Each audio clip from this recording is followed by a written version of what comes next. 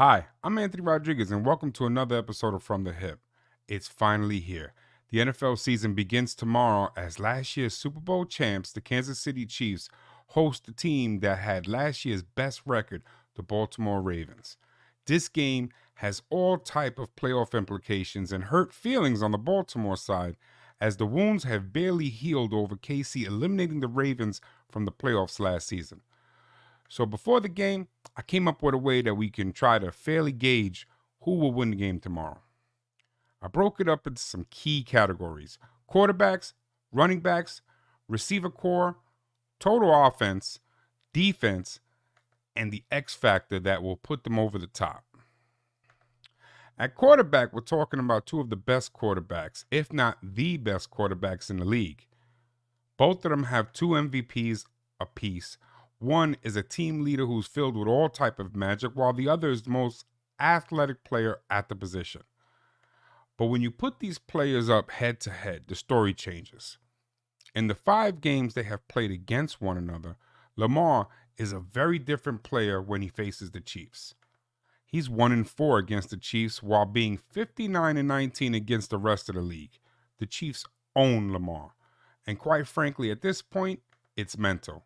And to be honest, completely unfair that the NFL paired these teams to kick off the season, not allowing Lamar to get the Chiefs out of his head. When you take it to the running game, Baltimore is second to no one in the NFL, as they led the league in rushing, and all without a 1,000-yard rusher. But Lamar, once again showing his athleticism, led the Ravens in rushing with over 800 yards. So how did they improve?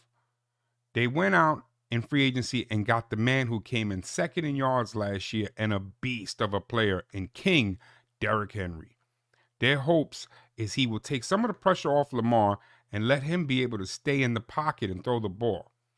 But the Chiefs have their own rusher who isn't just a ball handler and not just a change of pace type player, as Isaiah Pacheco rushed last season for almost 1,000 yards, and that's not on a run-first type offense.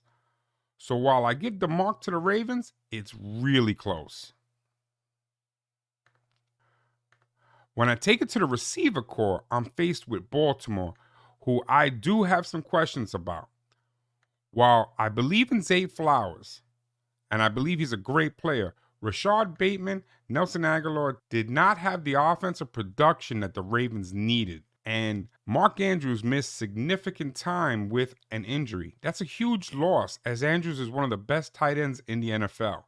On the other side of the field, KC revamped the entire wide receiver position by bringing in Hollywood Brown and drafting speedster Xavier Worthy. Together with last season's rookie standout Rashee Rice and the ageless and dominant Travis Kelce, the Chiefs' receiving core is a handful. Even though Brown is likely to miss this game, they still have Juju Schuster and Sky Moore, so I give the nod to KC.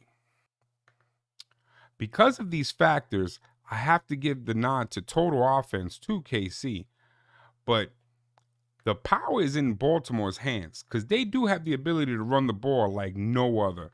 So if they come out and stay committed to the run, they could be dangerous to play against. But I would need to see it before I'm willing to bet on it. On defense, we are looking at two of the best defensive teams in the NFL. Last season, the Chiefs were ranked second in total yards, second in points allowed, and fourth in passing defense, while the Ravens, who have always been known for their defense, ranked sixth in yards and passing defense, but led the league in points allowed and takeaways. What to watch for?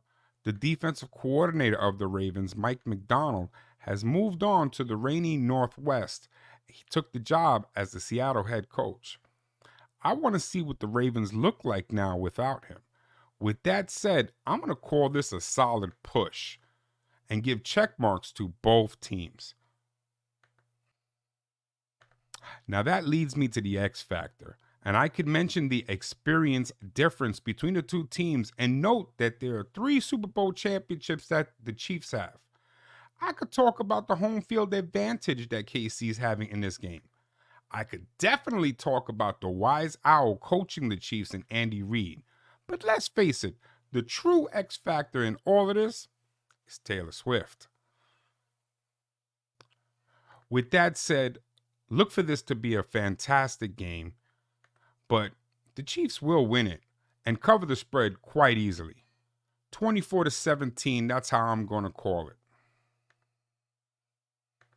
So don't forget to watch the game, don't forget to subscribe, and don't forget to join us on Saturday to see if Corey shows up to tell us how the Ravens got cheated.